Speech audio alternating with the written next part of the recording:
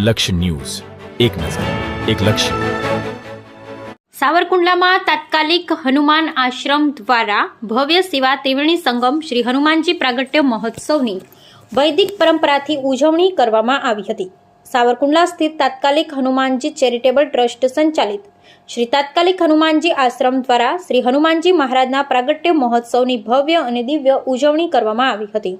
આ પ્રસંગે ધાર્મિક આસ્થા, આરોગ્ય સેવા અને અબોલ જીવો પ્રત્યેની કરુણાનો અદ્ભુત ત્રિવેણી સંગમ જોવા મળ્યો હતો, જેમાં હજારોની સંખ્યામાં ભાવિકો અને સેવાભાવી લોકોએ ઉત્સાહભેર ભાગ લીધો હતો. આ મહોત્સવની ઉજવણી સંપૂર્ણપણે વૈદિક પરંપરા અનુસાર કરવામાં આવી હતી, જેણે આધ્યાત્મિક વાતાવરણને વધુ ગહન બનાવ્યું હતું. મહોત્સવ દરમિયાન એક્યુપ્રેશર નિદાન કેમ્પ તેમજ કુદરતી ઉપચાર કેમ્પનું આયોજન કરવામાં આવ્યું હતું. આ સેવા કાર્યમાં ચિકિત્સક શ્રી ગોપાલભાઈ ભરખડા અને શ્રી હિનાબેન ભરખડાએ નિસ્વાર્થ ભાવે સેવાઓ આપી હતી, જેનો મોટી સંખ્યામાં દર્દી નારાયણોએ લાભ લીધો હતો. લોકોએ આરોગ્ય સંબંધિત સમસ્યાઓનું નિદાન કરાવી કુદરતી ઉપચાર વિશે માહિતી મેળવી હતી. આ ઉપરાંત આશ્રમ દ્વારા ધૂમધકતા તાપમાં અબોલ જીવોને રાહત પહોંચાડવા માટે વિનામૂલ્યે પક્ષીઓ માટે રહેવા માળા અને પાણી માટે માટીના કુંડાનું વિતરણ કરવામાં આવ્યું હતું. આ કરુણામય પહેલની સર્વત્ર પ્રશંસા કરવામાં આવી હતી. આ મહોત્સવમાં ઇન્ડિયન રેડક્રોસ સોસાયટી સાવરકુંડલાના સહયોગથી બ્લડ ડોનેશન કેમ્પનું સુંદર આયોજન કરવામાં આવ્યું હતું. માનવતાના ઉત્તમ કાર્યમાં બહોળી સંખ્યામાં લોકોએ રક્તદાન કરી અમૂલ્ય યોગદાન આપ્યું હતું. આ કેમ્પની વ્યવસ્થાઓ શ્રી મેહુલભાઈ વ્યાસ દ્વારા સુચારુ રીતે સંભાળવામાં આવી હતી.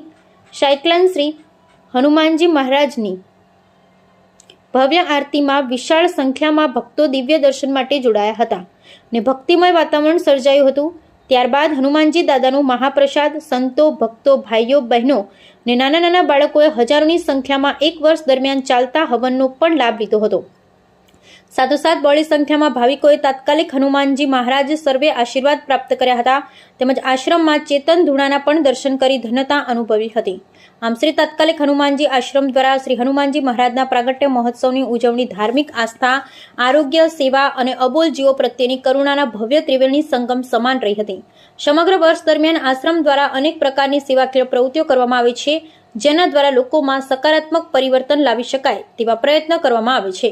આ કાર્યક્રમમાં સહભાગી થયેલા તમામ દાતાશ્રીઓ તેમજ સૌ ભાવિકોનો તેમજ સ્વયંસેવકોનો તાત્કાલિક હનુમાનજી આશ્રમ મહંત શ્રી હનુમાનદાસ બાપુ, ગુરુ રામ સુંદરદાસ બાપુ દ્વારા હૃદયપૂર્વક આભાર માનવામાં આવ્યો હતો.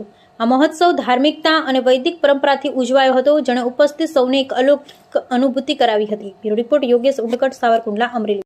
શ્રી તાત્કાલિક હનુમાનજી આશ્રમ દ્વારા હનુમાનજી પ્રાગટ્ય મહોત્સવની ઉજવણી કરવામાં આવી રહી છે.